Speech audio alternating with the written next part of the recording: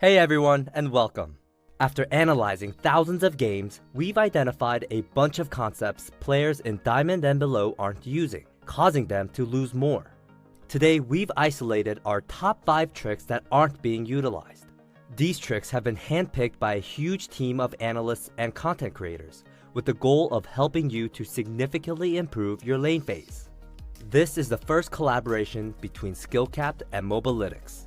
As two platforms who share the same passion to maximize your ability to climb the ladder and improve, these are just the first of potentially many guides we'll collaborate on together. Alright, enough hype, let's jump into it. Our first trick is input buffering. Many of you may have heard of this term, but don't fully understand it and how it's a core skill to master. To put it simply, input buffering is when you press an attack or an ability but cannot use it yet due to being restricted by range.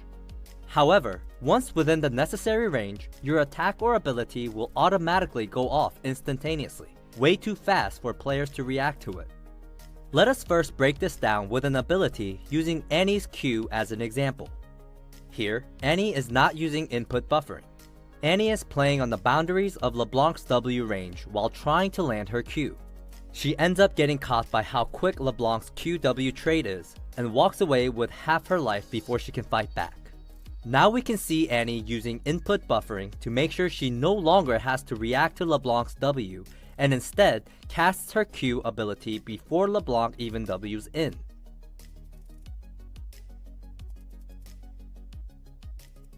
To do this, Annie's walking back and forth on the boundaries of LeBlanc's W range, baiting LeBlanc's W. But she's not clicking back and forth on the ground to achieve this movement like you might expect.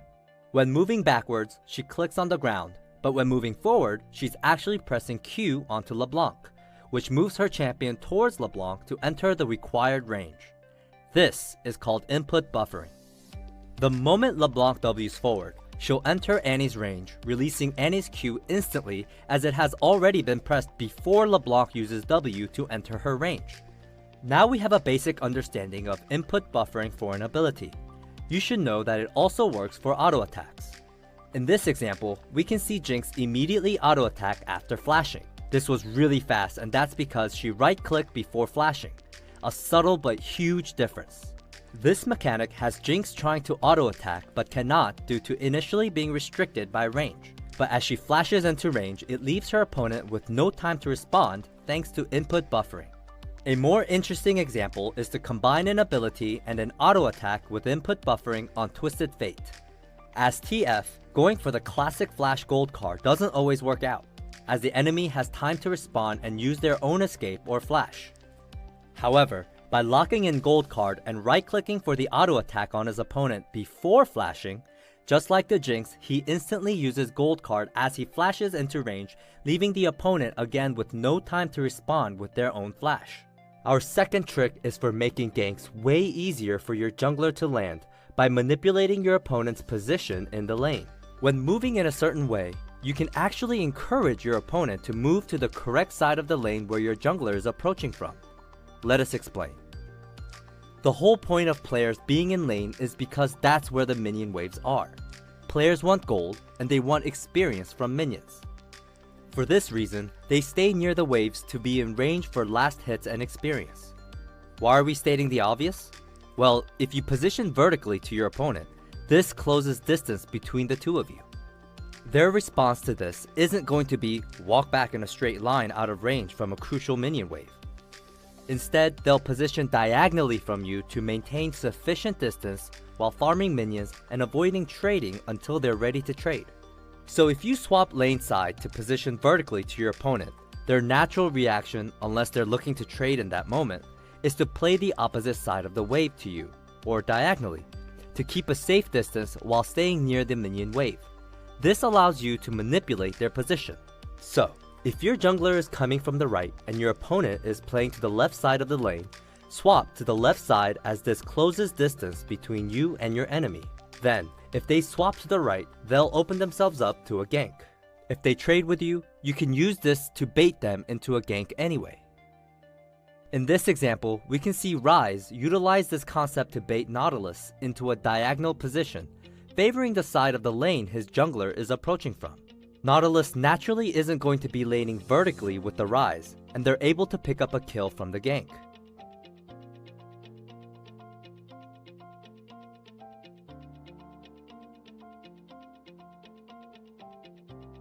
If Rise had positioned to the same side of the lane as his jungler, then Nautilus would position to the safe side of his lane. The one thing you want to be aware of when applying this concept is that if you're unaware of where the enemy jungler is, you're positioning further away from your own jungler when doing this.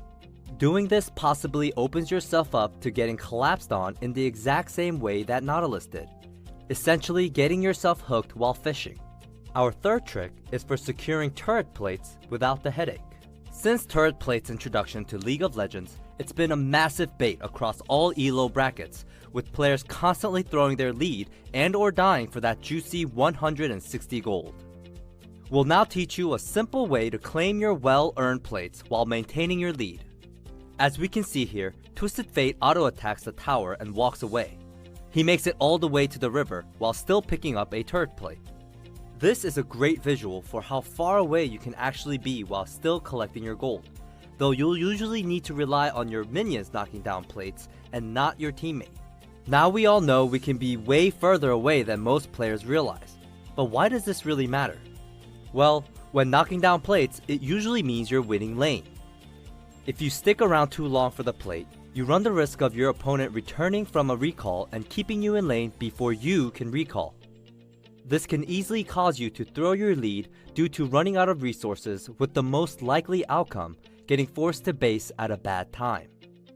Bad recall timings can deny you at least an entire minion wave, which is worth around the same as a turret plate but also has experience, making the wave far more valuable. Not only can this cost you a minion wave, but would also give your opponent a free window to roam that they wouldn't otherwise have had, allowing them to kill your teammates while you're suddenly stuck in lane, all for that turret plate. When deciding to go for the plate, you can do it in a much safer and more efficient way thanks to the high radius we can utilize to pick up the gold. In this example, we see Akali avoiding all of the bad stuff that we just talked about.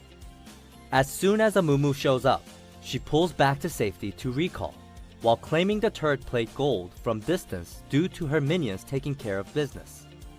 Even if there's no jungle threat and you don't need to get distance from the tower before your recall, then you'll still want to recall early. This is probably sounding really basic at this point, but we found time and time again during our research that players needlessly waste valuable time while securing their plates. You'll also want to keep in mind that if there's no jungle threat and your lane opponent is far away, you can just recall directly on the tower while your minions do the work. Here we see Lux recalling before breaking a plate, having her recall finish at least 4 seconds faster than the average player would if they kept auto-attacking. While 4 seconds may not sound like much, as we rewind 4 seconds here coming back from base, we can see where Lux would be standing if she didn't channel her recall efficiently, with her minions knocking down the plate. Across her games, this really adds up, following the same concept of being a faster shopper. Better recallers and shoppers get to lane faster, causing them to gain more experience and gold over time with their superior map presence. Our fourth trick is a basic and super easy one you can apply right away on any ranged champion to help avoid missing those cannons and tilting out of control. When you auto attack from range, you're essentially casting a projectile that has a travel time. This means you have to estimate how fast your auto attack will leave your champion and connect with a minion to secure the last hit based on where you're standing and how fast the minion is dying to your own minions. The travel time is something many players don't think about, especially when trying to last hit while having a large wave of your own. This makes things much more difficult, because the opposing minions start dying rapidly, making the estimate of timing your auto attack much more difficult. To deal with this, you simply want to move much closer to the minion you're trying to last hit, making it significantly easier to score the last hit as you're removing nearly all of the guesswork required for the travel time. This is typically fairly safe to do when you have big waves like this, even if your opponent is in lane, since you'll have the bigger wave to trade back with. Our fifth and final trick for this guide will be how to correctly position around your minion wave in every single mid lane matchup. In many of our guides, we have talked about trying to land AoE abilities on your opponent and the minion wave at the same time if your goal is to push the wave, doubling the efficiency of your ability. Then, if you're playing on the opposite side of the matchup, you want to avoid being inside your wave to avoid letting your opponent achieve this goal, and instead make them choose between wave clear and harass. If they choose to use their ability on the wave, you can then look for a trade. And if they go to trade with you, they use their push advantage to trade instead of pushing. But there's actually more to this which most players don't think about. For example, if you're up against a Xerath or an Ahri, they'll usually want to push the wave. Therefore, you may again think you should stand outside your wave to deny them from harassing and pushing at the same time. However, they both have high threat crowd control that can be blocked by minions. So if you stand outside your wave, you lose the protection of your minions. So what should you do? You'll want to position in a way where your melees are in front of you, but you're not next to your caster minions. This will typically mean positioning diagonally, making sure your melees are acting as a wall between you and your opponent. In doing this, your opponent still has to choose between focusing on harass or wave clear, without getting double the value from their ability. But wait, there's even more ways you can take this concept to achieve your goals. If you actually want your opponent to push, and they have AoE trading abilities, then you can just stand inside your wave while still trying to dodge. For example, at level 1, if you wanted Fizz to actually push into you at the start so that you can freeze, then stand inside your wave, as when they use E, they'll AoE your minions, causing their wave to push. This very concept can be applied to any scenario where your wave is pushing to your opponent when you don't want it to. This works consistently in Platinum and below, where most players autopilot their control over the wave. So, if your opponent has strong AoE trading like Ryze, Brand, Victor, Corki, who typically try to perma-shove or can use the wave to improve their trading, you want to stand outside of the wave. If your opponent likes to push, but have the skills that needed to be blocked by minions like Ahri and Xerath, you'll want to stay away from your casters and use your melees for protection. And if you want your opponent to push the wave, stand inside it and bait their AoE spells during trades. Alright, you've now learned the 5 tricks you didn't know for mid lane. Go ahead and practice them in your own games to take your climb to the next level. Please check out our sister guide that's available to watch right now over on the Skill Cap Challenger League of Legends Guides channel. And be sure to subscribe to both platforms if you want to see more collaborations. Thanks for watching.